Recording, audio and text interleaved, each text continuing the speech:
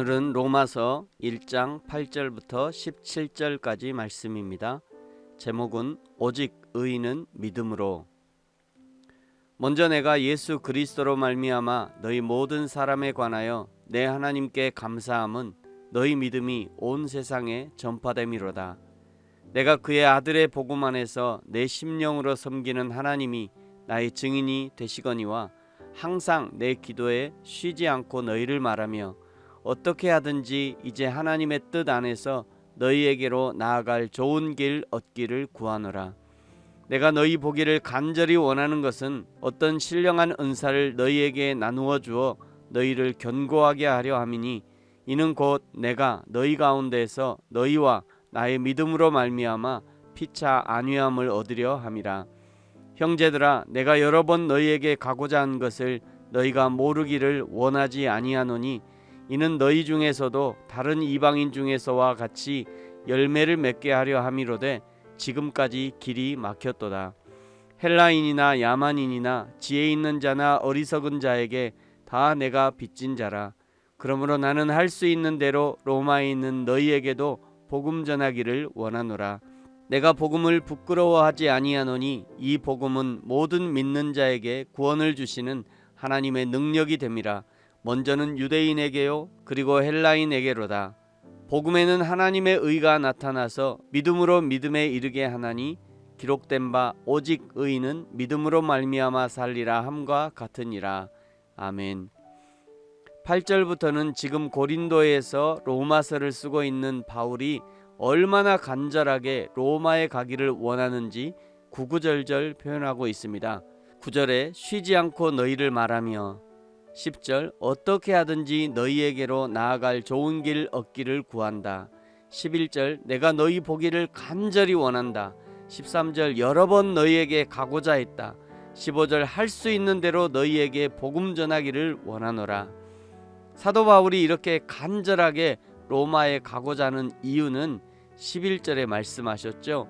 어떤 신령한 은사를 너희에게 나누어 주어 너희를 견고하게 하려 한다고 말씀합니다. 바울이 어떤 이라는 단어를 쓴 것은 바울 자신도 하나님이 로마의 성도들에게 어떤 은혜를 주실지 알 수 없기 때문에 어떤 이라고 한 것입니다. 그러나 분명한 것은 하나님이 유형 무형의 은혜를 주실 것은 너무도 확실한 일이었습니다. 그리고 그 하나님이 주신 은혜로 말미암아 성도의 신앙을 더욱 견고하게 될 것이 너무도 확실한 일이었습니다. 우리도 신앙생활을 하면서 어떤 특별한 은혜를 받았을 때 그때 우리의 신앙이 쑥쑥 자라는 것을 알 수 있습니다. 그런 은혜를 경험하고 나면 더욱 은혜를 사모하게 되는 것이죠.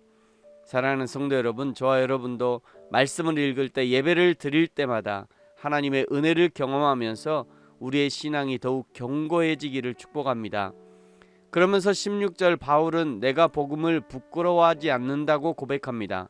예수님을 만나기 전 바울에게 예수님의 복음은 이 세상에서 없애야 할 여호와 하나님의 이름을 가증스럽게 하는 이단 중에서도 가장 악한 이단에 속한 것이었습니다. 그래서 예수를 믿는 사람들이 있다면 다메섹에까지 쫓아가서 그들을 처형해야 속이 시원했던 바울이었습니다. 그런 바울이 다메섹으로 가는 도상에서 예수님을 만난 후 자신이 그리스도인이 되어서 이제 그 그리스도를 증거하는 자가 된 것입니다. 이것에 부끄러움이 없다는 것이죠.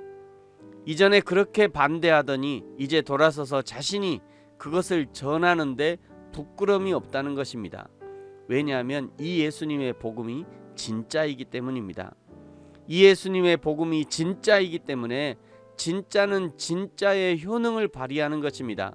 아무리 겉이 멀쩡하고 화려해도 가짜는 결코 진짜의 효능을 발휘하지 못합니다. 진짜 복음의 효능을 17절에서 말씀하죠. 복음에는 하나님의 의가 나타나서 믿음으로 믿음에 이르게 하나니 기록된 바 오직 의인은 믿음으로 말미암아 살리라 함과 같으니라. 복음에는 하나님의 의가 나타나 있습니다. 하나님의 의란 죄를 지으면 반드시 죽음이라는 생명으로 갚아야 한다는 것이고 죽음 후에는 반드시 심판이 있다는 것, 그것이 하나님의 의입니다. 히브리서 9장 27절 한 번 죽는 것은 사람에게 정하신 것이요 그 후에는 심판이 있으리니 이 하나님의 의 하나님의 법은 그 누구도 변개할 수 없습니다. 이 하나님을 공의의 하나님이라고 하는 것이죠. 그런데 하나님은 공의만이 아니라 사랑의 하나님입니다. 하나님의 사랑이 어떻게 나타났는가? 요한일서 4장 9절에서 10절 하나님의 사랑이 우리에게 이렇게 나타낸 바 되었으니 하나님이 자기의 독생자를 세상에 보내심은 그로 말미암아 우리를 살리려 하심이라. 사랑은 여기 있으니 우리가 하나님을 사랑한 것이 아니요 하나님이 우리를 사랑하사 우리 죄를 속하기 위하여 화목제물로 그 아들을 보내셨음이라. 이 두 가지 하나님의 공의와 하나님의 사랑이 예수 그리스도를 통해 세상에 나타난 것이고 사도 바울은 이 예수님을 통해 나타난 하나님의 복음, 예수님의 복음이야말로 진짜라는 것을 온몸으로 체험하여 알게 된 것입니다. 그러니 결코 이 복음을 전하는 것을 부끄러워하지 않게 된 것이죠. 사랑하는 성도 여러분, 저와 여러분에게 허락하신 복음이 바로 이 복음, 바울이 만난 복음을 우리도 만난 것이고 바울이 경험한 복음의 은혜를 저와 여러분도 동일하게 경험한 것입니다. 성도의 삶은 이 예수님의 복음 위에 서 있는 것이고 교회는 바로 이 예수님의 복음을 기초로 하여 이 세상에 서 있는 것입니다.